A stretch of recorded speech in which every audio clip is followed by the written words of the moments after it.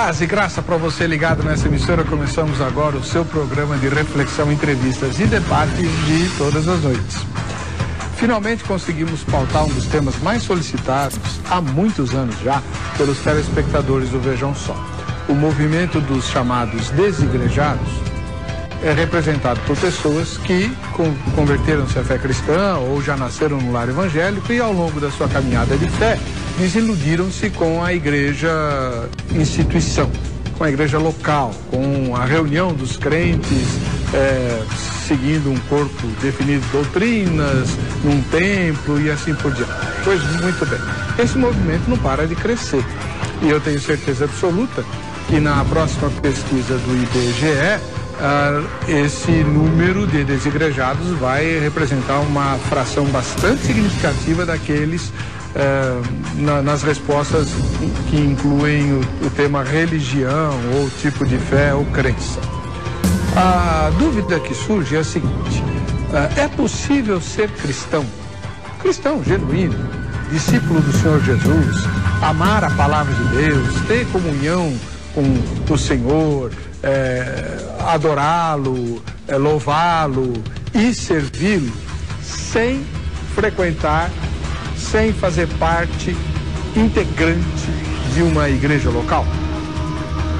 O Novo Testamento fala do corpo de Cristo, né? Mas ele não é, obviamente, identificado com a igreja local em todos os seus significados. A igreja local faz parte do corpo de Cristo. Pois bem, essa é uma discussão antiga, cada vez mais relevante, cada vez mais importante, e finalmente nós conseguimos pautar com convidados que são dignos de representar um grupo e outro para discutir esse assunto à luz da palavra de Deus e dirigido pelo Espírito Santo para a glória do nome de Jesus. Esse é o propósito do Vejam Só, sempre será, e com certeza eu, você e todos nós seremos profundamente desafiados e edificados por meio das reflexões que aqui serão colocadas. Está no ar o Vejam Só.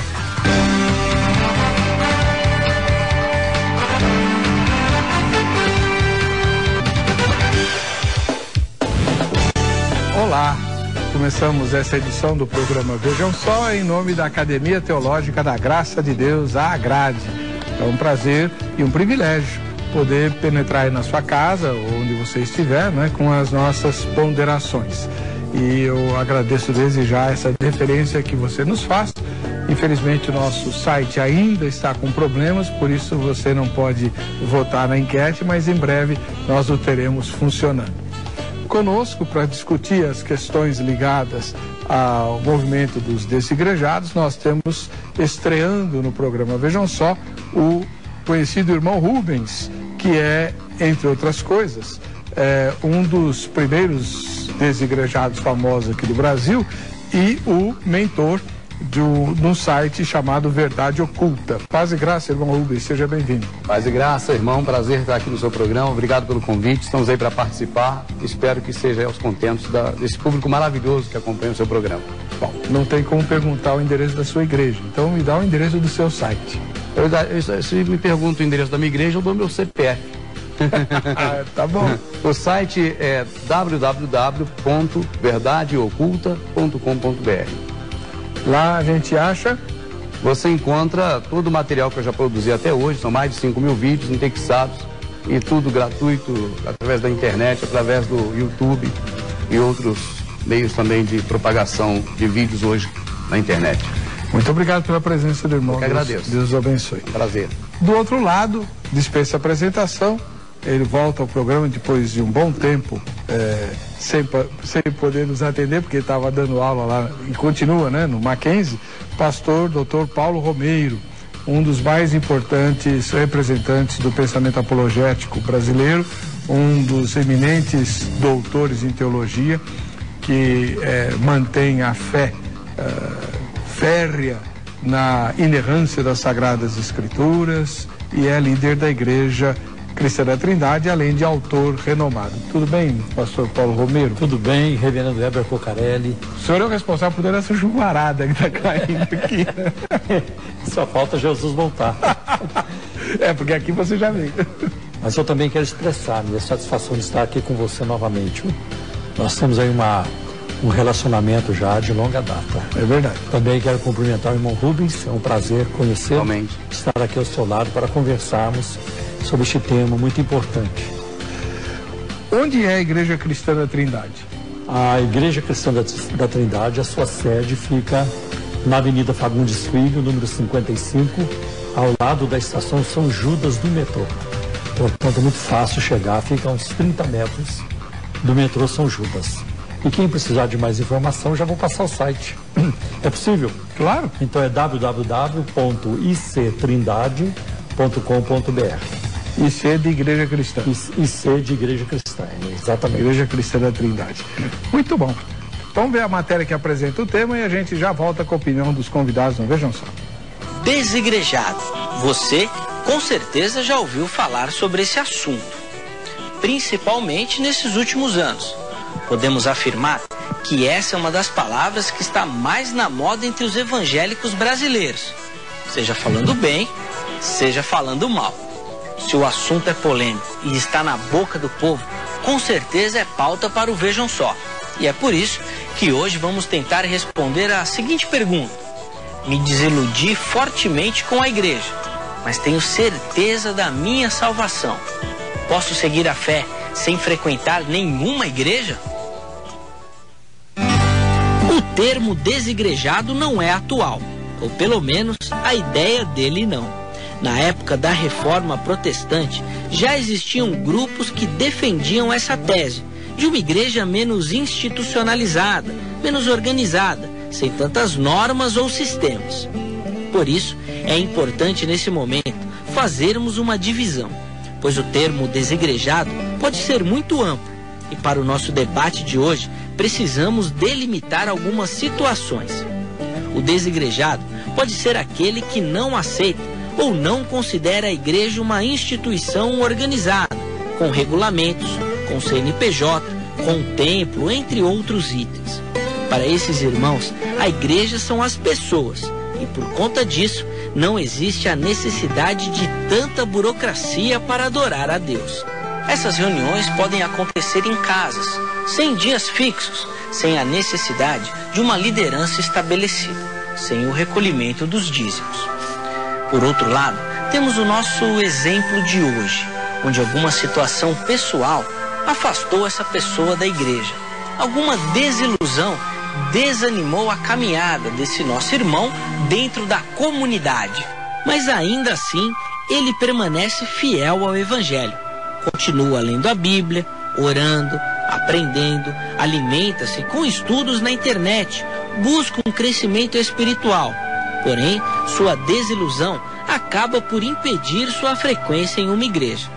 Essa tristeza não está no Evangelho, ou nos ensinos de Cristo, ou então em algum ponto da fé, mas em algo pessoal, que criou um obstáculo para essa pessoa manter-se na igreja, ou ainda que fosse o caso, procurar outro. Diante dessa situação, levantamos a questão. Pode essa pessoa continuar caminhando sem frequentar nenhuma igreja? Dessa forma, ela estaria sozinha? Seria uma ovelha longe do rebanho? O autor da Epístola aos Hebreus traz no capítulo 10, versículo 25, a seguinte orientação. Não deixemos de congregar-nos, como é costume de alguns. Antes, façamos admoestações, e tanto mais quanto o dia se aproxima. Ao que tudo indica, alguns cristãos estavam vacilantes. Por isso, o autor viu a necessidade de trazer uma palavra de encorajamento, dizendo que o congregar-se vai muito além do receber. Na verdade, está mais ligado ao oferecer, já que a frequência fiel aos cultos encoraja e estimula o amor e as boas obras. Porém, o outro lado diz que não é preciso ir para um templo ou uma instituição religiosa organizada para exercer ou realizar boas obras e ainda estimular outros para isso. Segundo esse grupo, a vida, o convívio social seria a própria igreja. Logo, nunca uma pessoa estaria afastada do congregar-se, como sugere o texto bíblico. Depois dessas ponderações, será que já podemos definir se uma pessoa pode continuar a sua caminhada de fé sem frequentar nenhuma igreja? Será que isso é certo ou é errado? Que orientação devemos dar para uma pessoa que está nessa situação? Ou, melhor ainda, que decisão devemos tomar quando essa dúvida está presente na nossa própria vida? É bom você ficar ligado, pois o debate do Vejam Só de hoje está apenas começando. Muito bem, tá aí. E para falar sobre o movimento dos desigrejados, né, nós trouxemos um dos líderes desse, não vou chamar de movimento, né, porque ele é fragmentado, como também o movimento evangélico é fragmentado, mas nós temos conosco, estreando no programa, o irmão Rubens. Qual é o seu nome, Rubens? É Rubens Sodré do Nascimento. O pessoal me chama de irmão Rubens na internet já há uns 8 a 10 anos. Perfeito. Você tem passagem por alguma igreja evangélica? Eu passei por 2 igrejas, eu me converti em 1988 na Igreja Batista e depois de 3 anos eu passei a frequentar a Igreja Assembleia de Deus, onde fiquei mais 13 anos. E de lá que você saiu para o movimento desigrejado? Em 2008 eu passei a dar uma atenção maior à Escritura no contexto histórico dela, da forma pela qual ela foi escrita. E eu vi a descobrir que capítulos foram inseridos na Bíblia apenas no século XIII e que versículos foram inseridos apenas em 1505, se eu não me engano. E após isso eu passei então a ler a Bíblia, não mais da forma que eu havia aprendido, através de estudos e de pregações. Eu passei a ler da forma que ela foi escrita, ou seja, de forma linear, desconsiderando capítulo e versículos. Eu descobri também que as epígrafes, que são subtítulos, tipo Sermão do Monte, Jesus descendo o monte, parou em um local plano e disse. Eu descobri também que as epígrafes, elas foram colocadas posteriormente, e não na época que as cartas, por exemplo, de Paulo foram escritas. Então também passei a desconsiderar as epígrafes. Quando eu comecei a ler a Bíblia de forma linear, sem considerar capítulo ou versículo, eu passei a ter uma visão diferenciada do que eu havia aprendido até então. Entende? Então foi o que me fez observar melhor o que era ensinado na igreja onde eu estava. E passei a observar, por exemplo, se me permite citar, esse texto de Hebreus. Quando você lê esquecendo que existem capítulos e pega um pouquinho antes, começa em Hebreus, talvez 10 na Bíblia, que tem capítulos, você percebe que ali não fala de deixar a congregação evangélica ou protestante, mas fala para não deixar a congregação que Cristo nos colocou para voltar para a lei de Moisés, porque pela boca de 2 ou 3 a pessoa morre sem perdão. É o versículo logo posterior a esse, na introdução do programa que foi mostrado. Então eu creio que o que está escrito ali é que não é para deixar essa denominação ou aquela, até porque quando foi escrita a carta aos Hebreus, não havia acontecido ainda a reforma protestante e este modelo de adoração a Deus ou de chegar a Deus que nós temos hoje não existia na minha visão. É a minha opinião pessoal, sabe? Você se reúne com crentes normalmente? Não por necessidade. O que acontece é que as pessoas sentem uma carência muito grande do que eu chamaria de uma mente contaminada. Então a pessoa acostuma naquele ritmo. E é difícil parar de uma vez. Então, mesmo quando a pessoa começa a conhecer a Bíblia de forma linear, as escrituras da forma que foram escritas, elas sentem uma carência de estar junto com outras pessoas, de louvar, de participar, tipo de um culto. Então nós sim fazemos isso, mas não por necessidade. Se dependesse só de você, você não faria? Não faço, nem preciso da Bíblia. Não precisa nem da Bíblia? Não, só preciso do Messias, só de Jesus. Tá bom. A graça dele me basta, é o que está escrito, é o que eu creio. Mas depois você vai ter que explicar isso melhor. Explico. Deixa eu ouvir o pastor Paulo Romeiro. É possível ser cristão sem frequentar a igreja, doutor Romero? Olha, eu acho que existe uma tentativa nesse respeito, como acabamos de ouvir o irmão Rubens falando, mas nós estamos diante de um fenômeno que os pesquisadores da religião chamam de trânsito religioso. É um mal da época em que vivemos, ou um dos males da época em que vivemos. Como escreveu o sociólogo polonês Zygmunt Bauman, modernidade líquida, onde as relações elas perdem a consistência e tudo fica os laços ficam muito frágeis, né? Por isso que hoje nós temos, por exemplo, um índice muito elevado de divórcio dentro da igreja evangélica. Economia informal. Se as pessoas não gostam de alguma coisa, elas mudam rapidamente. Eu ainda sou de uma época, na década de 70, quando eu me converti, em 1971, em que os crentes, eles não mudavam de igreja com frequência. Quando havia uma luta na igreja, quando eles não gostavam de algum pastor, quando algum pastor era abusivo, eles então oravam, esperavam em Deus até que Deus agisse. Mas tirando hoje, o pastor.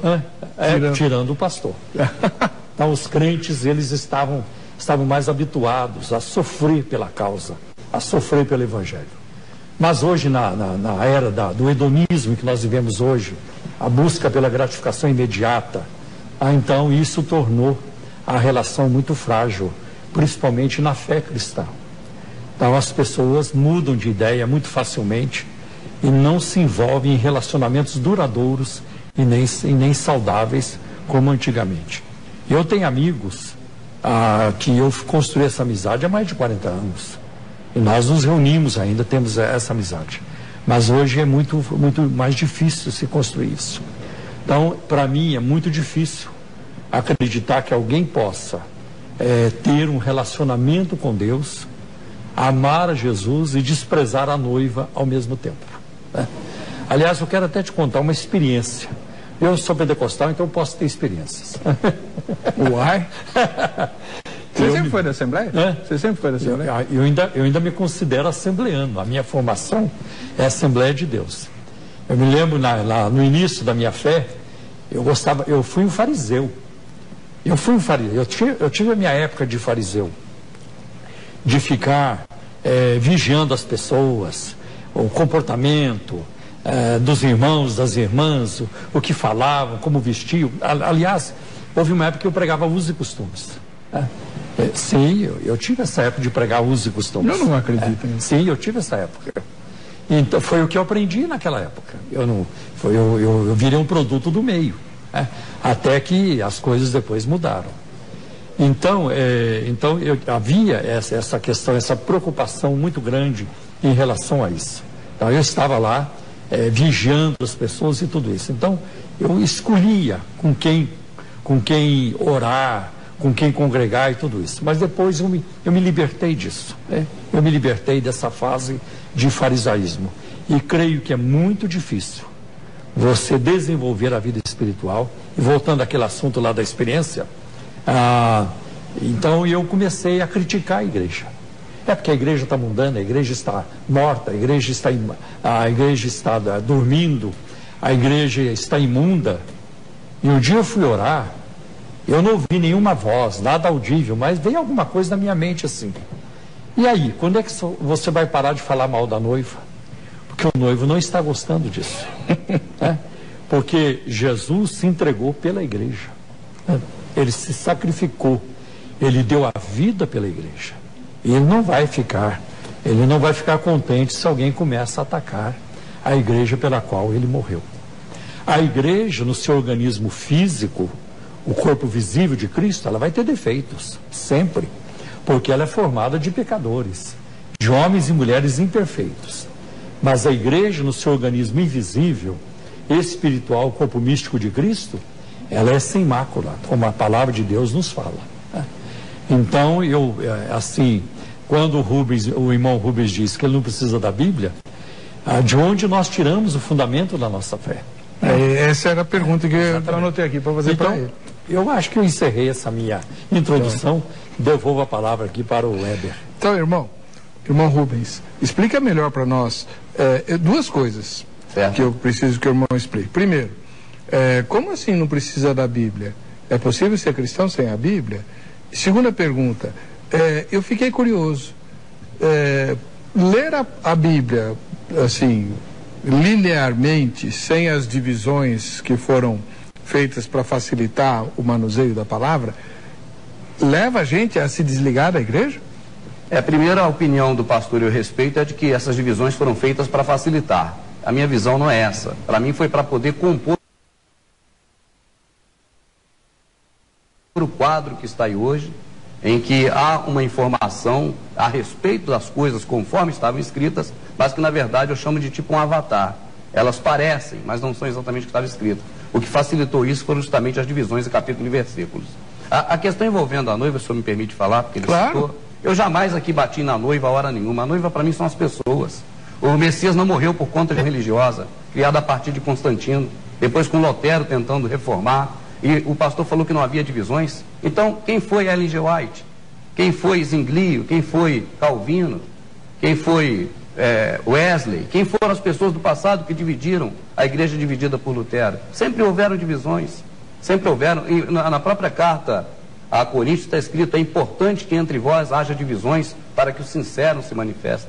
Sempre houveram divisões, não só entre pessoas, como entre instituições religiosas. Essa é a leitura que eu faço. A questão envolvendo a Bíblia, eu digo, para mim, eu não vou dizer para o processo religioso, para a igreja religiosa, para a igreja evangélica não precisa da Bíblia. Eu não vou dizer isso. Eu não vou dizer que para o pastor não precisa da Bíblia.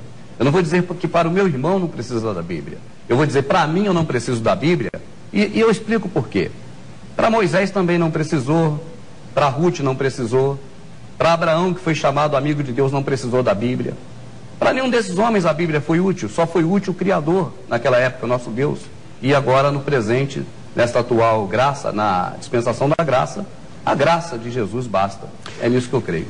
Mas você não acha que para Moisés a Bíblia foi importante, que ele sentiu a necessidade de escrever? Ele não tinha a Bíblia, doutor. Ele escreveu a Bíblia. Ele é um dos autores da Bíblia, ele escreveu os 5 primeiros livros. Então, a Bíblia foi compilada pela Igreja Católica, o livro. Sim. A compilação. Mas o Pentateuco não. O Pentateuco não foi escrito por Moisés? Foi escrito por Moisés, perfeito. Não. Então ele deu importância, né, à palavra escrita. Para ele foi importante. Mas eu não estou dizendo que não seja importante a palavra escrita. Isso eu não estou falando. Eu não preciso da Bíblia porque eu creio que o Senhor Jesus morreu por mim. E aqui eu uso o termo Senhor Jesus porque as pessoas que estão assistindo conhecem bem esse nome, que é novo. Né? O nome Jesus é muito novo. Haja vista que hoje você entra na Biblioteca Nacional e tem lá a Bíblia de 1615, se eu não me engano, eu não vou dizer data aqui para não errar, em que lá está escrito Iesu no lugar de Jesus. Então o nome Jesus é bem novo. E eu costumo não citar, eu cito mais o Messias, né? No lugar de Jesus. É apenas uma questão pessoal também, própria de mim. No próximo bloco, a gente vai explorar várias coisas. A primeira delas é justamente essa questão podemos abrir mão das Escrituras? A Bíblia que nós temos não é confiável? Me pareceu que isso subiu e não estava no meu plano discutir essa questão. A gente ia falar da igreja, nós estamos falando só da Bíblia por enquanto. Porém, nós vamos chegar à ideia de que por que ao ler a Bíblia de uma maneira pura, você se desliga da igreja, se é que isso é possível. Já a gente volta, mas antes eu tenho um recadinho importante. Muito bem, estamos de volta com o programa Vejam Só.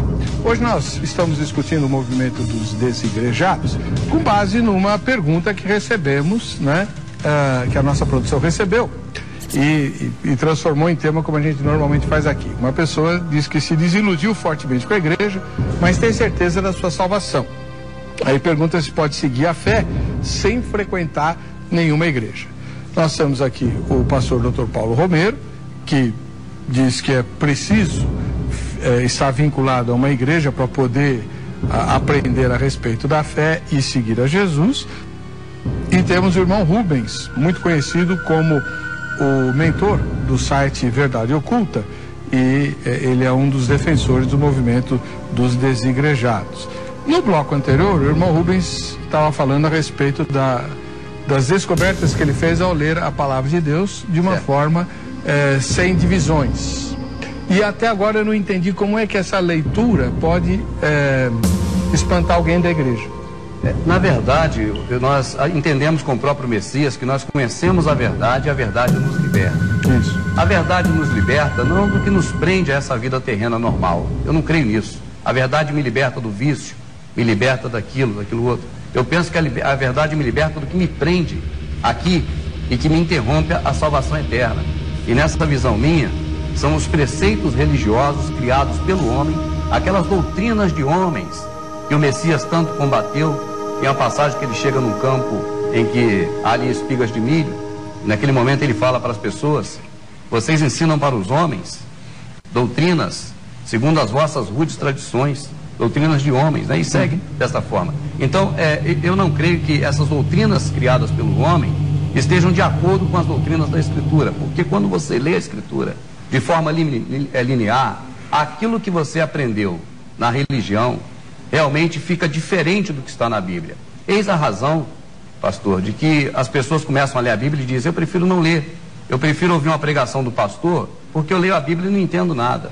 Não vai entender, porque a Bíblia foi fragmentada em capítulos e versículos, e aí ela é recomposta em cada pregação, em cada estudo, de um jeito que colabora com a religião cristã, mas que na verdade não vai traduzir, né, ou passar realmente da forma que foi escrita pelo Espírito Santo que estava nas pessoas quando escreveram. Então, só finalizando, quando você lê de forma linear a Bíblia, o Espírito que estava, por exemplo, em Paulo, ao escrever as suas cartas, você recebe esse Espírito, porque é o mesmo. Se quiser exemplos, eu posso.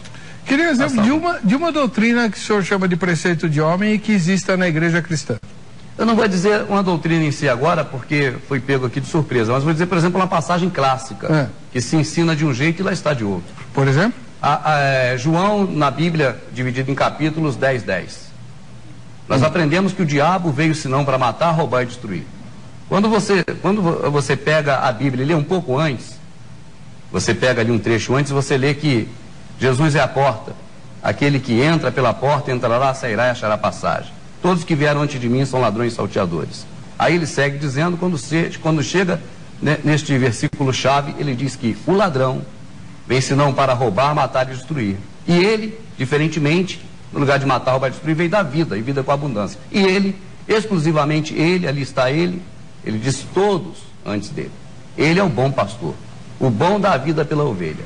Mas o que não é pastor, o que é mercenário, vendo vir o lobo, foge, porque é mercenário. Então, quando você vê a figura do lobo, você compreende que o lobo realmente é o mal. Mas a figura do falso pastor, o ladrão que veio matar, roubar e destruir, fica bem nítida. O pastor mercenário. É a única leitura que eu consigo fazer de João quando eu pego antes do verso 10. Então você vê que as coisas mudam de figura. Ou seja, traduzindo, aprendemos que quem veio matar, roubar e destruir é o diabo. Quando eu leio de forma linear, eu vejo que é o pastor mercenário. Isso é denunciado por Jesus, não foi por mim. Essa é a minha leitura que eu faço. Mas essa não é uma conclusão apenas sua, porque teólogos afirmam isso também. Mas eu não sabia. Eu só peguei isso mesmo aqui nesse programa. A gente já fez uma exegese. Isso já foi discutido aqui nesse programa e foi discutido de uma forma assim muito bonita, muito bem colocada, à luz do grego do Novo Testamento. Agora, tem algumas questões que eu gostaria de comentar neste momento. Ninguém tem uma teologia perfeita. Ninguém tem. Nem Calvino teve, nem Lutero teve, nem John Wesley, nem Agostinho. Então não adianta ir lá na história da igreja para falar dessa gente, porque nenhum deles está no nível das Escrituras. Ninguém precisa do Calvino para ir para o céu. Ninguém precisa do Agostinho e nem do Lutero para ir para o céu. Porque muito antes de existir Calvino, dele ter nascido, e outros expoentes da história da igreja, a igreja primitiva já estava lá, conversões, pessoas sendo salvas e assim por diante. Então eles não estão no mesmo nível. Nenhum pai da igreja está no mesmo nível da Escritura. Então não existe, ninguém tem uma teologia perfeita. Como também não existe uma igreja perfeita, porque ela é composta de pecadores. Agora, mesmo assim, com todos os seus defeitos, a igreja, ela representa ela é o corpo de Cristo na terra. E uma outra coisa muito importante que nós temos que ter em mente, nesse aspecto aí, de que a igreja não é perfeita, guarde bem isso que eu vou lhe falar, irmão Rubens. Caminhar com Jesus é conviver com Judas. Uma vez, uma pessoa chegou para mim na igreja, um membro da igreja disse: pastor, eu vou embora. Eu vou embora da sua igreja, eu não fico mais aqui. Aconteceu alguma coisa, irmão? O senhor tolera fulano de tal aqui na igreja. Aí eu falei para ele: interessante. Se você fizesse parte do grupo de Jesus, você falaria a mesma coisa para Jesus. Olha, Jesus, não dá mais para te seguir, porque o senhor tolera o Judas aqui no grupo e eu não vou conviver com Judas. Então, seguir a Cristo muitas vezes significa conviver com Judas. E a gente tem que olhar para Jesus. A Bíblia é muito enfática nisso. É isso que eu teria para comentar neste momento. Outra pergunta, irmão Rubens, né? Na fala do senhor no bloco anterior ficou uma preocupação em mim, gostaria que o senhor esclarecesse para os telespectadores e para mim também. A impressão que dá é que a Bíblia que nós temos, ela não é confiável. O senhor tem falado das divisões de Bíblia, de capítulos e versículos. É só esse o problema ou o senhor acha que o texto foi alterado? A questão envolvendo a Bíblia, para mim, não é diretamente ligado a textos alterados. Eu digo a metodologia de utilização da Bíblia no atual contexto da igreja. A igreja não utiliza normalmente a Bíblia para poder fazer um estudo com a pessoa de forma linear. Tanto que os sermões expositivos praticamente acabaram. Hoje são sermões temáticos, né, na maioria. Então, aquele passeio que se dá na Bíblia para poder conduzir a ideia do que quer se passar para as pessoas, para mim é que traz a grande nocividade da situação, ou seja, torna nociva a Bíblia no momento em que ela é repartida em capítulos e versículos e que se utilizam de pontos aqui, pontos ali, pontos lá, para construir a ideia, não do que está realmente na cabeça ou estava na cabeça de quem escreveu os livros da Bíblia, mas na cabeça do pastor que quer colocar. Irmão, eu não estou conseguindo fazer uma conexão aqui. O que tudo isso tem a ver com o movimento dos desigrejados? Sabe por que eu não estou conseguindo fazer? Não. O senhor, por favor, me ajude aqui. Tá. Que acho que a gente tem que mudar o tema. Né? Vamos discutir o uso da Bíblia, não a questão dos desigrejados. Porque os desigrejados que eu conheço, eles são contra você fazer parte de uma instituição, que é o que eu pensei que o senhor fosse defender, quando o senhor falou minha igreja, meu CPF. É o que eu defendo. Por exemplo, o irmão foi convidado, ficou insatisfeito com a igreja do pastor. Foi o pastor quem falou isso, o pastor Paulo. O irmão ficou, vamos dizer, insatisfeito com a igreja dele. E o pastor citou que mesmo se o irmão estivesse na igreja de Jesus, então você vê que a noiva é uma coisa, a noiva é aquela que o Messias morreu por nós, e nos remiu pessoas. Aquela igreja que acompanhava Paulo quando ele passava, está escrito, a igreja o acompanhava. Aquela igreja que ele saudava, que está na casa do irmão tal, ou seja, pessoas, gente, tá certo? Não igreja, instituição, que é moderno. Eu digo igreja, gente. Ok, tá então certo? Agora a gente está voltando para o tema. Mas a pergunta que eu quero fazer para o irmão, e depois o pastor Paulo Romero vai comentar a sua resposta, é a seguinte. Nesses pequenos encontros, como se nós estamos aqui umas 10 pessoas, a gente faz um encontro, né? Vai haver um ensino da palavra. Sim, perfeito. E nem sempre o ensino da palavra vai pegar um livro inteiro da Bíblia para ser ensinado naquele dia, ou mesmo um conjunto sequencial de frases da Bíblia, para não usar o termo versículos, né? Vai ser usado. Nos grupos de estudo, se segue a mesma metodologia que o senhor criticou aqui. E, só para fechar, qual o problema do sermão temático? O apóstolo Paulo pregou expositivamente lá em Atenas? Claro que não. Foi um sermão temático. O apóstolo Pedro, quando no dia de fundação da igreja, dia de Pentecostes, o sermão dele foi temático. Está errado? Não, porque não foi baseado na Bíblia. O sermão hoje da igreja evangélica... Como é que é? Não entendi. Não foi baseado na Bíblia, eles não tinham a Bíblia. Como que não foi baseado na Bíblia? Eles não tinham. Ele pegou Joel. Não, aí ele pegou... A Bíblia que nós temos hoje é composta de quantos livros? Os livros que Paulo escreveu não estavam lá.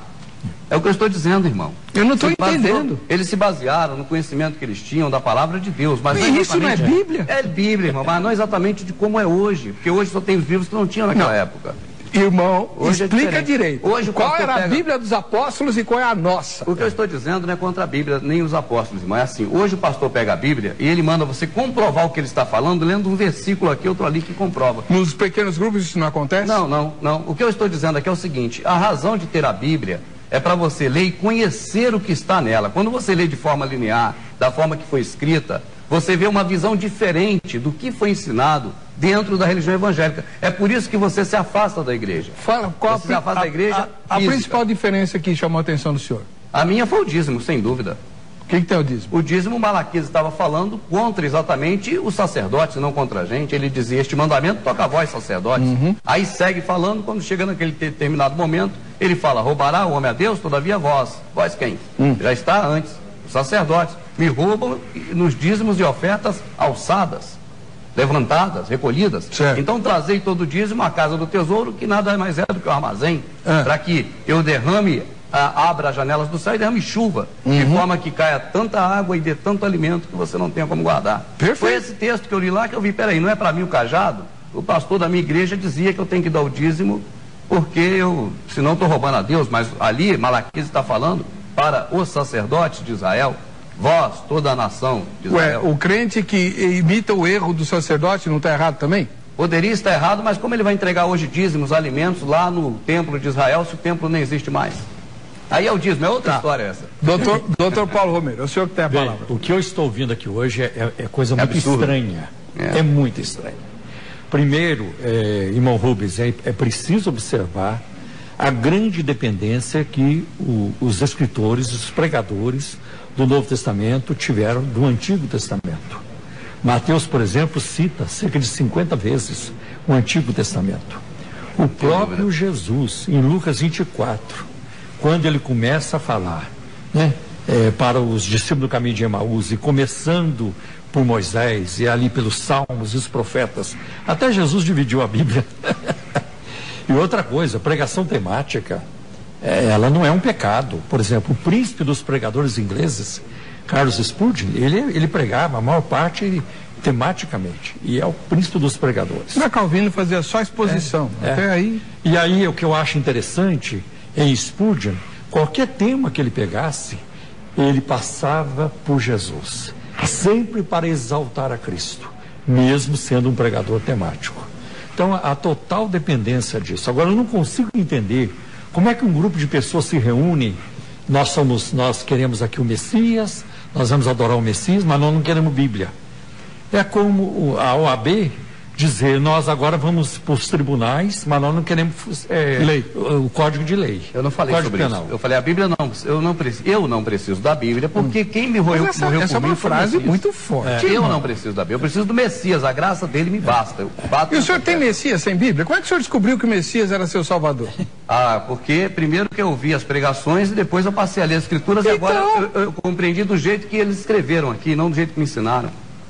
Eu passei a ler de forma linear e descobri do jeito. Qual foi a maior diferença entre o Messias que o senhor descobriu lendo linearmente e o Messias que lhe apresentaram na igreja? O Messias que eu aprendi lendo linearmente, ele mandou apenas eu amar o próximo. Disse que nisso resume-se toda a lei. Que aquele que ama o próximo tem cumprido toda a lei. Se você ama, se você diz que ama a Deus, ouvir a seu próximo, você mente. Perfeito. O Messias que eu conheci aqui, ele não fala em maneira nenhuma de que você tem que ir para uma igreja. Eu nunca vi ele mandar alguém para a igreja. O texto de Hebreus que nós lemos ali é uma exposição do escritor, dando ali um paralelo entre a lei de Moisés, que era imperfeita, feita por homens que morriam, e o sacerdócio eterno do Messias, que uma vez por todas fez o sacrifício perfeito. Por isso que ele diz, não deixai a vossa congregação a demonstrar-nos uns aos outros em amor, não é em liturgia, nem em amor, quanto mais vai chegando o final dos tempos. E ele diz, por quê? Está lá escrito. É só o pessoal ler quem está em casa. Então o senhor vai me explicar uma coisa e o pastor Paulo Romero vai comentar. O senhor me explica se em 1 Coríntios 14, certo, o apóstolo Paulo não está descrevendo um culto lá, quando ele vai, que fazeis, pois, irmãos, quando vos reunis? Um tem salmo, o outro profecia. Quando? Esporadicamente, não é como tem hoje o modelo, irmão. Como assim? Se toda a igreja se reunir num lugar, é assim que está escrito. Um tenha salmo, se toda a igreja, ou seja, se todas as pessoas se reunirem no lugar. Está falando de pessoas, não está falando... Mas o senhor está contra isso? Não, eu não estou contra isso. Então explica direito que eu não entendi. Por favor, me perdoe porque eu não entendi. Então, irmão, as pessoas quase não entendem, talvez o público, eu peço desculpas, não esteja se entendendo, porque as pessoas não leram a Bíblia de forma linear. Se a pessoa for ler a Bíblia de forma linear, vai entender do jeito que está escrito. E o que está escrito lá é que quando a igreja se reunir, a igreja são as pessoas. A mente está equivocada, achando que igreja é denominação. Sim. Na Bíblia não existe denominação. Ninguém defendeu essa ideia aqui até agora. Não, mas as pessoas... O senhor está atacando, mas ninguém defendeu. Não, mas eu falei, as pessoas acham que a igreja é a instituição apenas. E a igreja são as pessoas. Nós vamos chegar lá, porque eu tenho perguntas sobre isso também. Mas eu queria entender, ali não é uma liturgia? Eu não creio que seja liturgia, porque se for liturgia eu perguntaria de qual religião? O senhor está usando o termo liturgia, mas está falando de formalismo. Formalismo, de fato, nós não temos apoio nas escrituras. É isso aí, perdão. Formalismo é uma coisa, liturgia é outra. Sim. Liturgia tem de ter. Certo. Não tem, pastor? E a igreja primitiva, ela tinha a sua periodicidade. Por exemplo, o apóstolo Paulo, ele escreve em 1 Coríntios, capítulo 16, versículos 1 e 2. No primeiro dia da semana, quando vocês se reunirem, separa. A gente separa. Ele falou isso uma vez porque o pessoal estava passando necessidade. Sim. É uma vez que Paulo falou isso e ele pediu para separar, não é para dar para o líder religioso. Sim, mas a igreja. É para as pessoas que estavam necessitadas, é só ler de forma linear. Mas em Atos 20, versículo 7, a igreja se reunia para celebrar a ceia. E outra coisa, então havia uma periodicidade. Agora, como é que vocês, por exemplo, exercem os dons espirituais? O espírito, como é que vocês espírito? Como é que acontece essa edificação mútua? É porque os dons espirituais que a igreja evangélica ensina tem uma característica. Quando você lê de forma linear a Bíblia, você conhece os dons espirituais do jeito que está escrito. E aí se trata de outra coisa. Olha, que outra coisa? Os dons espirituais, se você for observar nas escrituras, eles são discernidos e eles acontecem em espírito. Os dons espirituais, pelo que eu entendo da igreja evangélica, de acordo com a linha que ela segue, são dons de pular, sei lá, rodar, de repente falar em línguas, ou expressões físicas. Os dons espirituais se manifestam só espiritualmente? Da forma que está escrita nas escrituras, você tem o quê? Mansidão. Como é a mansidão? A mansidão é algo do espírito da pessoa. Mas isso não é um dom. Isso tem a ver com o fruto do Espírito. Isso está lá em Gálatas capítulo 5, a partir do versículo 22. A diferença do fruto do Espírito e do dom espiritual é que os dons é uma manifestação do Espírito através de nós. Agora, o fruto é aquilo que vem de dentro de nós, né? O dom tem a ver com poder espiritual, com manifestação do poder de Deus. Mas o fruto tem a ver com caráter. É diferente.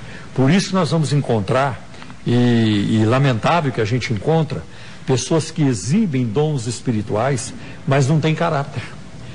Nós vamos encontrar até segmentos que enfatizam mais o carisma do que o caráter. E isso leva à destruição. Então não adianta você ter poder de Deus para expulsar demônio, poder orar pelos enfermos, se a pessoa tem uma vida imunda, uma vida torta, uma vida sem caráter. E eu aqui vou deixar uma frase que vai ajudar muito, né?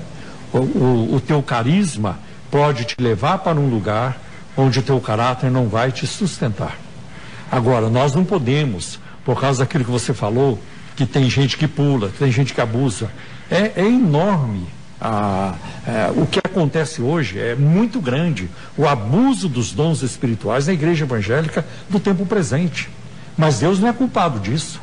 Quando os malucos que estão aí no mundo evangélico e partem para manipulação e vendendo produtos e profetizando, os profetas de programa de rádio, tudo isso é tudo abuso. Um dia Deus vai julgar isso. Isso não é a igreja. Essa não é a verdadeira igreja de Cristo.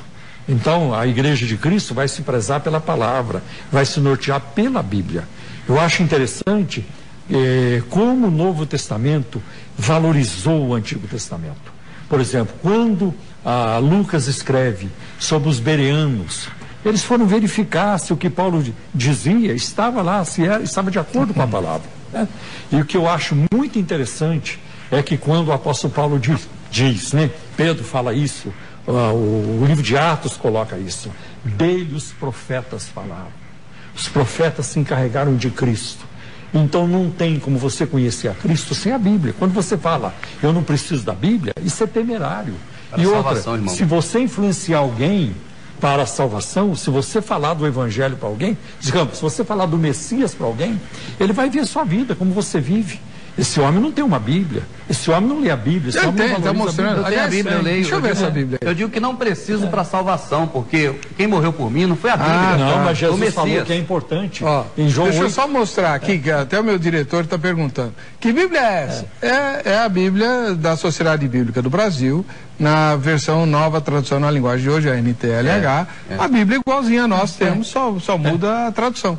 Perfeito. Não, é assim. Eu leio a mesma Bíblia, Feira de Almeida, eu não vejo. Aí se você pegar a Bíblia de Eugene Peterson, a mensagem, também ela agrupa os versículos. Quer dizer, então essa não é a questão. Deixa eu chamar aqui a pergunta do tema, não bem essa que ele Agora precisamos partir para a questão da igreja. A pergunta do tema foi feita para os crentes lá na Crentolândia lá. Vamos ver o que a gente apurou de resposta. Eu não sabia que tinha Crentolândia. Depoimento de um rapaz que ele fala que ele se desiludiu com a igreja, mas que ele tem a certeza da salvação. E ele quer saber se ele pode continuar a caminhada de fé dele, mesmo sem frequentar nenhuma igreja. Vai pra cabeça de cada um, né? Cada um tem seu pensamento diferente, né? Faz da sua vida espiritual com Deus, cada um tem a sua vida, né? Aí decide, né? Poder ele pode, né? Porque aqui você pode tudo. Difícil vai ser ele conquistar o rei para subir. Olha, a palavra de Deus fala que todo aquele que crê e for batizado será salvo, né? Mas se a gente for se batizar e sair da presença de Deus, nós estamos afastados da presença dele. Aí eu creio que não herdará a salvação, né? Porque a palavra do Senhor é bem clara nesse aspecto. É que a pessoa, sem congregar, sem ter um local aonde Deus dispensa as suas bênçãos sobre nós, ele não está de acordo, não... Eu acho que a fé, todos nós temos fé.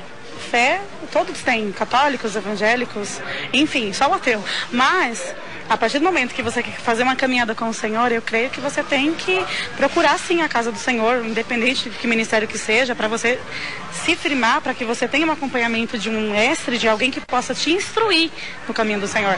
Porque um só não consegue sozinho. Você tem que ter ajuda, a instrução de alguém mais sábio na sua vida para te dar direção e ensinar os caminhos do Senhor assim que Ele quer que a gente ande. Sim, ele pode. A partir do momento que ele tem fé em Deus, acho que independente disso, Deus está no coração dele, né? Então não há necessidade nenhuma dele ir para uma igreja a partir do momento que ele siga os ensinamentos de Deus. E onde ele vai aprender os ensinamentos de Deus? O apóstolo Paulo, irmão Rubens, vamos lá. Sim, irmão. O apóstolo Paulo fala para Timóteo, o princípio do discipulado, né?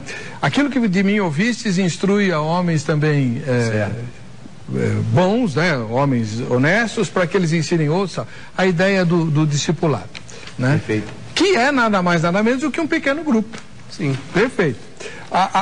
Onde eu quero chegar, e a gente vai poder explorar isso no último bloco daqui a pouquinho. A questão é a seguinte: a gente começa aqui um pequeno grupo, tá bem? O irmão vai nos instruir e vai nos discipulando, a gente vai discipular outros e tal.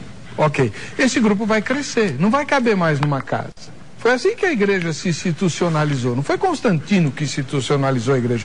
Esse é um equívoco muito comum na história, mas não, é um equívoco, é um engano. Qualquer grupo pequeno, se crescer, tem de se institucionalizar. Por quê? Não vai, a menos que aconteça alguma coisa que é muito incomum. Normalmente o grupo cresce, não cabe mais numa casa, num apartamento, precisa alugar um local. Perfeito. Quem é que vai alugar o local? Vai precisar de um CPF. Vai precisar de um CPF. Só que esse CNPJ. CPF, não, aí que tá. Se for um CPF, esse CPF vai refletir no imposto de renda. O dinheiro que não é dele, que é do grupo, ele vai ter que pagar imposto desse dinheiro. Então, o que a gente faz? A gente cria um CNPJ. Pronto, está institucionalizada a igreja. É um CNPJ. Não é isso? Institucionalizou. Por quê? Para você ter um CNPJ, você tem que ter uma diretoria responsável. Perfeito. Eu creio que a conclusão do pastor está extremamente, vamos dizer, pautada numa realidade que qualquer pessoa que ouvir, assistir o programa, vai chegar a essa conclusão. Agora, o que nós precisamos definir é qual o motivo disso, qual o alvo. Você quer o quê? Você quer participar de uma instituição? Participe de qualquer uma, evangélico ou não. Você quer o quê? Herdar o reino dos céus? Para que o Messias morreu um dia? Foi para te salvar? Você quer ser salvo? Então, se alguém provar para mim que o sacrifício do Messias não foi vincário, perfeito, e que eu preciso complementar isso, eu volto para a igreja. Não. É só alguém me provar isso. Tá. Eu vou chamar o intervalo. Vou chamar o intervalo, mas já vou deixar uma pergunta aqui engatilhada, o senhor vai responder, o pastor Paulo Romero vai comentar. A resposta é a seguinte: como é que os brasileiros receberam o evangelho? Vieram missionários de fora. Claro. Nenhum grupo pequenininho podia financiar a viagem desses missionários. Foram missões e denominações grandes, nacionais, que botaram dinheiro lá para trazer os missionários que evangelizaram o senhor e a mim. Como é que a gente vai fazer isso só com um pequeno grupo? Voltamos já.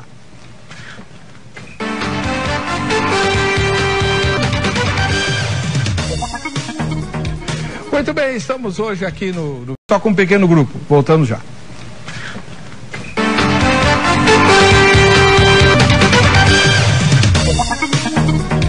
Muito bem, estamos hoje aqui no Veja Só, o pau tá comendo aqui, né?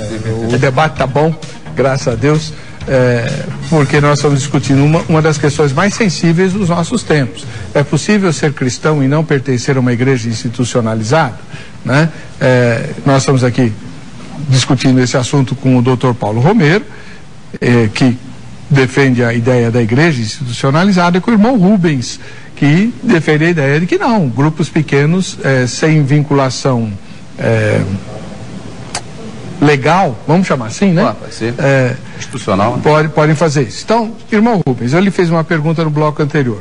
Como é que a gente vai financiar missões se os nossos grupos são pequenos? E já emendo uma segunda pergunta, porque a sua resposta depois eu vou passar para o pastor Paulo comentar, porque eu estou falando demais. Não existe o risco nos grupos pequenos de o líder passar doutrina falsa? Num grupo maior tem mais gente vigiando, numa igreja institucionalizada para ser pastor tem que passar em 1.500 provas e 500 concílios e tal, além de fazer a faculdade, blá blá blá, né? Então existe mais controle. No grupo pequeno, nós não estaremos mais sujeitos às heresias? Eu penso que sim, o senhor está correto, por isso que eu não apoio a questão envolvendo grupos para nada de prática religiosa voltada ao interesse ou à necessidade de ser salvo. Eu penso que você quer cantar para o Senhor, não é pecado, não é errado. Você quer se reunir com irmãos para orar, para cantar, não é pecado, não é errado. Agora, se disser para mim, precisa fazer isso para ser salvo, eu vou dizer que o Jesus das pessoas que dizem isso é desse tamanho. O meu Jesus é gigante, é poderoso, ele morreu por mim. Morreu pelas pessoas que eu posso levar o Evangelho. Então ele disse para nós, para pregarmos o Evangelho a toda criatura. A gente chega e mostra o Senhor Jesus para as pessoas, né? Mostra a realidade do Evangelho. E as pessoas se convertem do seu mau caminho. Aquele que roubava não rouba mais, o que trapaceava não trapaceia. Exatamente a pregação de João Batista. As pessoas diziam, e agora o que faremos nós? Você tem 2 capas? Dê uma. O irmão estendeu a mão pedindo, você auxilia. Não foi mandado que ninguém fosse para a igreja. Aliás, pastor, eu queria ver um dia Ruth indo para uma igreja, uma mulher de Deus igual Ruth, igual Esther. Essas mulheres não foram para a igreja, elas não tinham igreja, elas não frequentavam a igreja. Abraão foi chamado amigo de Deus sem saber o que é uma igreja evangélica. Então, por que as pessoas que serviam, vamos dizer, o termo servir não gosto muito de usar, porque o Messias não veio para ser servido, ele veio para servir, né? Esse termo servir a Deus para mim, eu não encontro isso quando eu leio de forma linear na Bíblia. Eu vejo de outra forma, mas porque essas pessoas... Servir a Deus não tem na Bíblia? Não, o Messias falou que ele veio para servir, não para ser servido. Messias. Ele falou, Paulo também falou, ele não é servido por mão de homens como se precisasse de alguma coisa, porque ele mesmo dar o ar, a vida que nós precisamos. Paulo fala que ele é servo de Cristo. Ele se fez servo, é aquele servo que se fez servo, mas não que o Messias pediu para a gente ser servo dele. Eu posso me fazer servo de quem eu quiser, mas se eu disser que o Messias pediu para alguém ser servo dele, ele disse que não há necessidade. Quanto ao ensinamento também, na carta de Pedro está escrito que não há necessidade que ninguém vos ensine. Ele fala, digo isso acerca dos que vos enganam.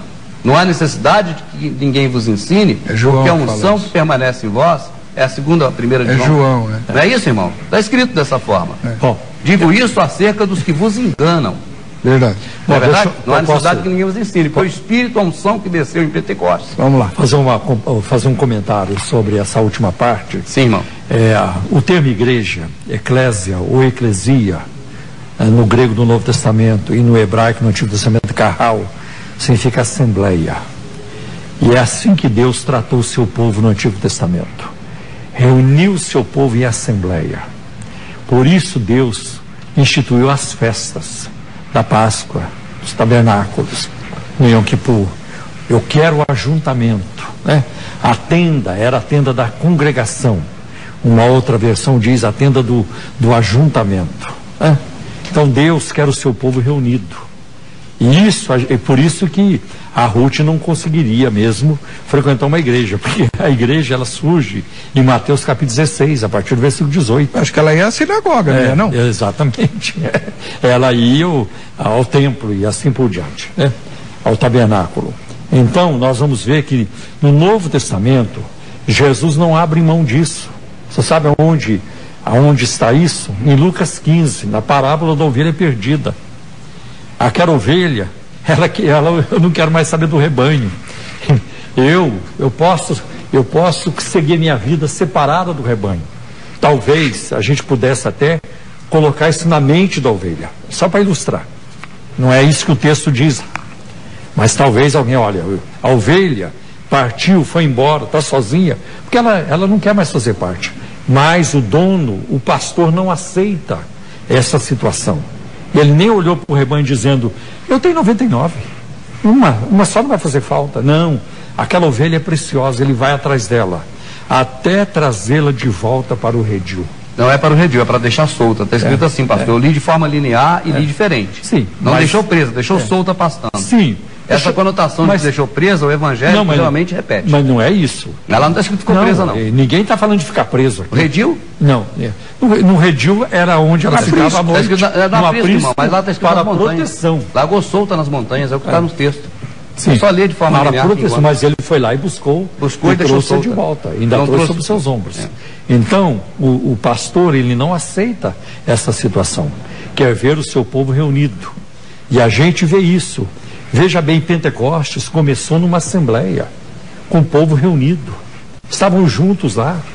Maria, a mãe de Jesus, ela podia muito bem olhar para aquele grupo e dizer, eu ir lá orar com vocês?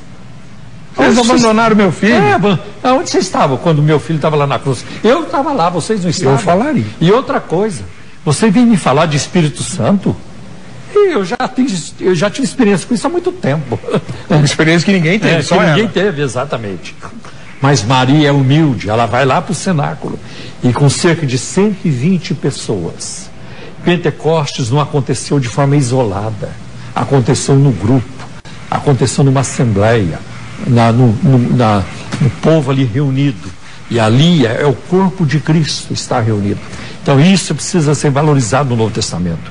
Se alguém não se dá bem numa igreja, vai para outra. São milhares de igrejas. A pergunta é para quê, irmão? Para ser salvo? Não. Para você crescer. Então chegou onde eu queria, não é para ser salvo. Não. É para ter uma vida social com irmãos, para ter o que fazer. Agora, para ser salvo. Nenhuma igreja salva. Então, nós sabemos disso. Para que eu vou para um local que não me salva se eu quero Quem salva é Jesus. Exatamente. Mas uma vez que você é salvo em Cristo. Eu quero ser salvo. Peraí. Me corrijam se eu estiver errado. Eu vou mencionar aqui um texto da Bíblia, de Efésios. Certo. E o senhor comenta e depois o doutor Paulo comenta o mesmo texto. Certo. Em Efésios, o apóstolo Paulo diz que aquele que subiu foi o que tinha descido e ele estabeleceu vários grupos de pessoas, apóstolos, profetas, evangelistas, pastores e mestres, com um objetivo. O aperfeiçoamento dos santos. Até que? Não, para a obra do ministério. É para a obra do ministério. Até que cheguemos à perfeita varonilidade. O senhor já chegou à perfeita varonilidade de Cristo? Eu já cheguei à perfeita conclusão do que está escrito em Efésios quando eu li de forma linear. Tá, vamos lá. Pode falar. Passa para nós. De forma linear você encontra Paulo corrigindo aquele pessoal e dizendo: eu, prisioneiro de Cristo, rogo-vos pela compaixão do Messias que ficais cada um na posição que você foi chamado, porque ele mesmo que subiu ao céu, levou cativo o cativeiro, o que colocava o homem debaixo do sacerdote para chegar a Deus. Pode ler que vai entender isso. Ele mesmo deu, ele que deu, passado exemplo, uns para pastores, outro para mestres, e vai até que não sejamos mais meninos da fé, levado por vento de doutrina, por boca de homens que com astúcia enganam fraudulosamente. Leia tudo, irmão. Quando o pastor seu mandar você ler um pedacinho, pegue antes e lê até depois, que você não vai ficar mais na igreja. Mas eu mencionei o trecho inteiro. Agora eu quero saber como é que o senhor não enxerga a igreja aí. A igreja é para aperfeiçoar o crente. Até que você não seja mais menino na fé. Se você já sabe que Jesus morreu por você. Não. Agora o senhor está torcendo a escritura. Lá. O texto diz, até que todos alcancemos a perfeita varonilidade de Cristo. E não seja mais menino na fé. Sim. Tá logo depois. Cristo não era menino na fé. É isso que Paulo está falando. O nosso alvo é chegar a Jesus. Até que as pessoas que são discipuladas não sejam mais meninos na fé e não sejam mais levadas por doutrina de homens que com astúcia se enganam. Você está em casa? O senhor está cometendo o erro que o senhor condenou aqui. Você está em casa? Lê o texto Dá todo. a Bíblia aí para mim. Dá a sua Bíblia que eu leio. Não, aqui não tem capítulo nem versículo, o senhor não vai achar nem eu. Irmão. Efésios capítulo 4, o senhor pode ler, por favor? Aqui não tem capítulo nem versículo, aqui a gente lê direto e entende diferente. O doutor Paulo Romero, o senhor tem que comentar, eu estou falando demais. O diretor vai brigar comigo. Capítulo foi divisão moderna. Você lê um pouco antes dos capítulos sempre. Não para em capítulo não, passa por cima. Então, nós foi inclusão na Bíblia. Rubens, nós não precisamos ficar preocupados com isso que você está dizendo. Porque colocar os epígrafes, colocar os comentários, isso aí nada ajuda. Isso aí nada atrapalha. Mas será que o cristão sabe disso? Não, isso o cristão fala atrapalha. Que quem colocar na Bíblia acrescentar recebe as pragas do Apocalipse. São tantas versões. São tantas versões. Se você não se der bem com a corrigida, vai para a atualizada, NVI. É igual a instituição religiosa. O rei bem nessa vai para outra. Vai para a Bíblia de Jerusalém. Olha, são Ave Maria, tem um punhado de versão. São as multiformes da religião. Olha, desculpa, mas esses seus argumentos não param de pé. Lê o texto para mim, pastor. Olha o que diz Efésios. A minha Bíblia, não sei se vocês querem uma linguagem mais atualizada, a minha é corrigida. Diz assim, a partir do versículo 11: e ele mesmo deu uns para apóstolos, e outros para profetas, e outros para evangelistas, e outros para pastores e doutores, querendo o aperfeiçoamento dos santos para a obra do ministério, para a edificação do corpo de Cristo, para que não sejamos mais meninos inconstantes, levados em toda roda por todo vento de doutrina, pelo engano dos homens que com astúcia enganam fraudulentamente. Antes, seguindo a verdade em amor, cresçamos em tudo naquele que é a cabeça, Cristo. A cabeça, do qual todo o corpo, bem ajustado e ligado pelo auxílio de todas as juntas, segundo a justa operação de cada parte, faz o aumento do corpo para a sua edificação em amor. Perfeito. Rubens, Jesus valorizou a igreja. Valorizou, não tem dúvida, ele morreu por ela. Ele fala com várias igrejas. Várias pessoas. Começar com Éfeso, termina com não denominações religiosas. E eu vou dizer para você, tinha igrejas de Apocalipse grandemente encrencadas. Terrivelmente encrencadas. Pérgamo, por exemplo, praticava a doutrina do nicolaísmo. Sim, veja bem. É bom que a pessoa pesquise o que é nicolaísmo. Sim, nós sabemos disso. Mas para todas elas, Jesus ofereceu uma promessa. Não fechou a porta para nenhuma delas. Tem no meio de vocês isso, tem isso que eu abomino, tem outros que me dão náusea, mas para todas elas, Jesus ofereceu uma recompensa, algo que vencer. A pessoa, então, não a denominação. A igreja é a pessoa, é porque na mente do cristão, geralmente está a igreja muito confundida, entrelaçada com instituição religiosa. Não estou aqui para defender denominação. Assembleia de Deus não salva, a Batista não salva, os presbiterianos não salvam, nem a minha igreja salva. Quem salva é Jesus. Mais uma vez você se identifica com Cristo, Ele vai dizer para você onde você vai servi-lo.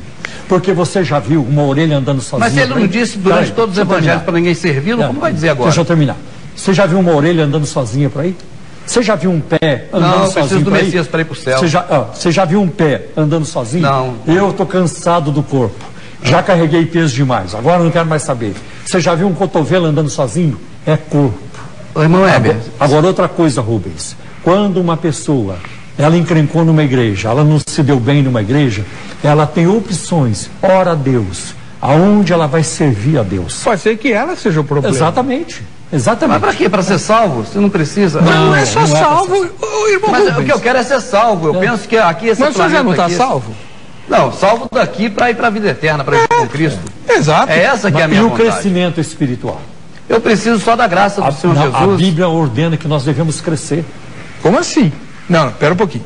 Agora, tem essa questão que o senhor ficou de esclarecer para nós também.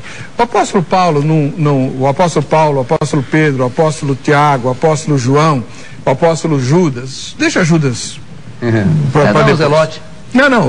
Mas eles não estabelecem doutrina nas escrituras sagradas?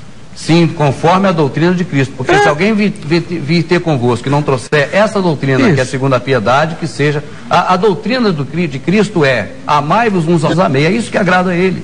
É o que nós devemos fazer apenas, amar as pessoas. Não, pera um pouquinho. Não é a única doutrina do Novo Testamento, irmão.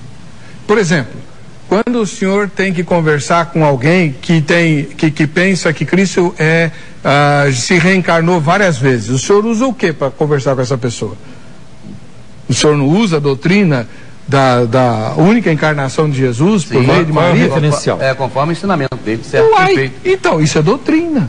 E não é amai-vos uns aos outros. É Jesus Cristo nasceu por obra do Espírito Santo, do ventre de Maria e papapá. Mas eu digo para a conduta nossa, entendeu, irmãos? Como filhos de Deus. Mas quando eu converso com alguém que tem outro tipo de crença, é conduta também. Sim. Devemos amá-los também. Claro. E evangelizá-los, usando as Escrituras. Vocês tomam Santa Ceia? Como é que é? Irmão, eu peço que você que está assistindo leia sobre a Santa Ceia de forma linear, pegue Coríntios e leia tudo. Tá certo? O que o senhor descobriu lá? Nisso que eu vou dizer, não vos louvos, por quanto vós reunis, não para melhor, senão para pior. Até sempre... Leia o texto todo, você que está em casa. Continua aí, você um pouco mais no texto. Aí vai chegar um momento que ele diz assim... Ele vai dizer, quando vos reunir num lugar, não é para tomar a ceia do Senhor, porque cada um tomando antecipadamente, come sua própria ceia, assim uns se embriagam. Isso. Outros ficam... embriagar, está falando da ceia protestante, não está falando. Mas Jesus, o texto de 1 Coríntios... Leia de forma linear. Não, eu quero saber onde ele vai chegar, eu quero saber onde... E depois? Daquilo que inventaram, chamado de versículo 23... Porque eu recebi do Senhor o que também vos entreguei. Que o Senhor Jesus, na noite que foi traído. E aí ele usa... repartiu do exemplo de repartir o pão. Exatamente, ele manda seguir esse exemplo, não manda? Repartir. Vocês fazem isso? Sim, repartimos o pão como estamos aqui agora, repartindo. O pão é o Messias. Repartir o pão é espiritual. Quer dizer que não tem pão nem vinho. Claro que não, é semi-traica, divina do catolicismo. Como é que é o negócio? O batismo é o ensinamento que João Batista deu, ensinamento. Jesus não tinha, os discípulos de Jesus não batizavam? Jesus não mandou batizar? Se for para remissão de pecado, jogar na água e tirar, por que Jesus foi jogado na água e retirado se ele não tinha pecado? Essa era a pergunta que eu ia fazer para o senhor. O conceito é errado, é só ler de forma linear. Então o evangelho está errado? Não. A pregação do que está sendo dito para as pessoas não está conforme na Escritura. Por que Jesus se você foi ler linear, batizado, cai a ficha? Para cumprir a justiça de Deus. Mas essa é uma coisa que eu também não entendo direito. Por que Jesus foi batizado se ele não era pecador? Ele fala que tinha que se cumprir todas as coisas conforme está escrito dele. Está escrito dessa forma, né? Tá, eu sei. O que está escrito eu sei. Eu quero saber por que Jesus foi batizado. Porque ele foi contado com os transgressores. Então ele estava assumindo o nosso pecado e nós não temos que batizar? Nós temos que ensinar as pessoas sobre a verdade, porque só a verdade vai libertar, e por amor ao próximo nós repartimos o pão, ensinando também para as pessoas. Como é que o senhor interpreta o quem crer e for batizado será salvo? Todo aquele que crer sendo ensinado será salvo. Aquele que aprende as coisas do nosso Pai, o que Ele quer de nós, irmãos, eu penso que é a mesma coisa que nós queremos dos nossos filhos. Que vivam todos em harmonia, que vivam em união, né? Segura essa palavra do irmão. Dr. Paulo Romero, os gnósticos não ensinavam exatamente isso, que a salvação vem pelo conhecimento? Sim. Um conhecimento, os iniciados, né, tinham um conhecimento secreto, então eles tinham muito voltados para isso. O senhor acabou de defender uma heresia. Eu não sei se é heresia, eu sei que assim... O gnosticismo, a mais antiga heresia do Novo Testamento. Uma classe especial de pessoas que tinham um conhecimento, né, diferenciado. Tá vendo como é importante estudar teologia? Eu defendo, irmão, que o sacrifício do Messias foi perfeito no madeiro e nos deu uma possibilidade de melhor chegar ao Pai, porque antes havia todo um processo litúrgico. E onde você lê isso? Na Bíblia, de forma linear, não em capítulo e versículo. É importante. Tá bom. É diferente quando você lê de forma linear. Pode ler para ver. Tá. Não, nem vai pôr as fotos hoje, nem vejam só que coisa. A gente tem que fechar essa questão aqui. O irmão Rubens, uma outra coisa que eu queria que o irmão explicasse para nós também é que o Dr. Paulo Romero, a gente tem que apertar ele também, né? Certo. Uma das coisas que os desigrejados questionam muito, e até certo ponto eu vejo que eles têm toda a razão, é essa questão da estratificação da liderança, da burocracia dentro das igrejas colocadas. Certo. Os pequenos grupos, eles se articulam sem liderança? Na verdade, o que eu conheço da questão envolvendo desigrejado é um termo associado a todas as pessoas, conforme foi feito no editorial, foi dito, que não estão mais na igreja evangélica, mas que se consideram pessoas que estão nos caminhos do Senhor, no caminho do Senhor, no caminho de Deus, e que têm certeza da salvação. Isso. Então, dentro desse meio, você tem pessoas que se reúnem de forma litúrgica, que não é o grupo que eu faço parte, a não ser, volto a dizer, as pessoas que me chamam para e dar algum estudo, até para aprender alguma coisa, e que eles têm a prática, eu não condeno, eu não falo que estão errados, até porque não sou ninguém para dizer isso. A única coisa que eu defendo nesse contexto, entre desigrejados que fazem liturgias, que fazem práticas religiosas e os que não fazem, a única coisa que eu defendo nisso é que, para a salvação, não precisa nenhuma prática religiosa. E para espalhar o evangelho? Aí sim, no trânsito, na rua, você é Sargento Garcia 24 horas querendo pegar o zorro. Você não é uma hora evangélico e outra hora é um trabalhador que não fala da religião, mas sai para evangelizar dia de domingo. Não. Para mim, você evangeliza o tempo todo, é o que a gente faz. E para onde essas vidas vão? Para Cristo. Para quem iremos nós, se só em Ti a palavra de salvação? Sim, mas elas não vão aprender em algum lugar? Onde serão batizadas? Então, Cristo segmentou isso à igreja protestante. Como a igreja protestante pode tomar para ela essa... E onde ficam as outras igrejas religiosas, outras denominações religiosas? Eu não entendi. Porque parece que o Messias, ele colocou a condição de você chegar a ele passando pela igreja evangélica. Senão não chega a ele. Parece que isso é uma coisa que está na mente das pessoas evangélicas. Até onde eu sei, quem nasce de novo já está inserido no corpo de Cristo, que é uma igreja. É a igreja mística, como o irmão. E ele se junta com outros cristãos para aprender a seguir Jesus. Pode ser se quiser, mas não para salvação, tá certo? Ou precisa disso para salvação? Sabe que quem seguir o seu exemplo não vai fazer nunca mais missões. Nós no Brasil não receberíamos o evangelho, estaríamos condenados, como alguns países estão, porque não tem financiamento para mandar missionário para lá. Não receberia o conhecimento da igreja religiosa. Conhecimento, tá vendo? O senhor está usando a palavra dos gnósticos. Irmão, abre seu olho.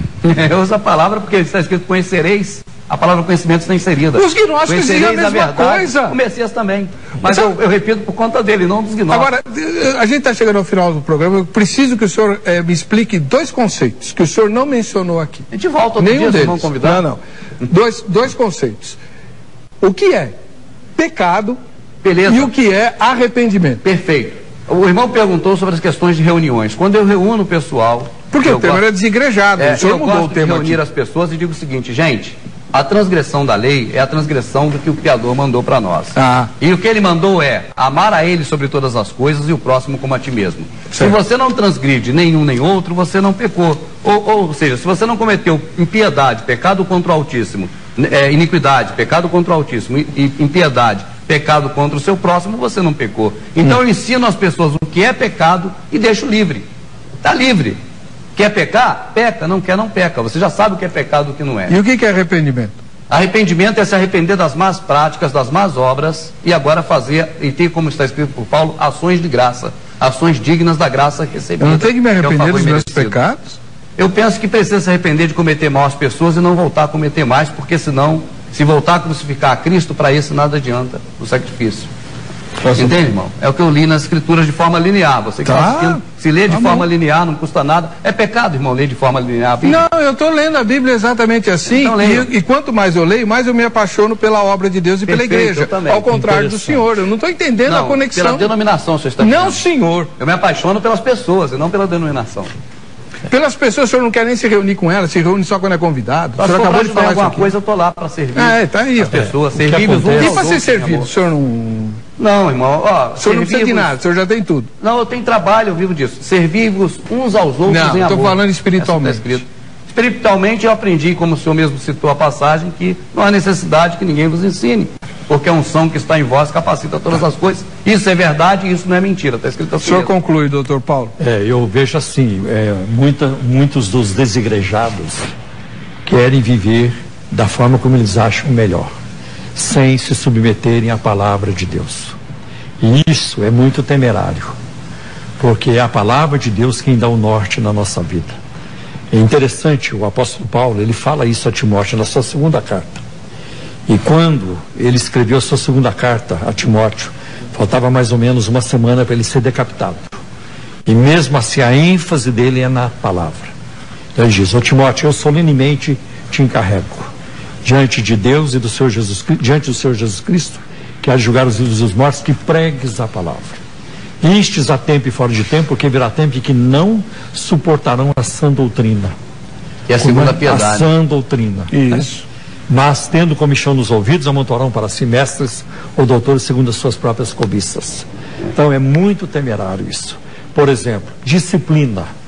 A Bíblia fala de disciplina. Mateus capítulo 18, a ética de Jesus. Se o teu irmão tiver alguma coisa contra você, vai lá e fala com ele.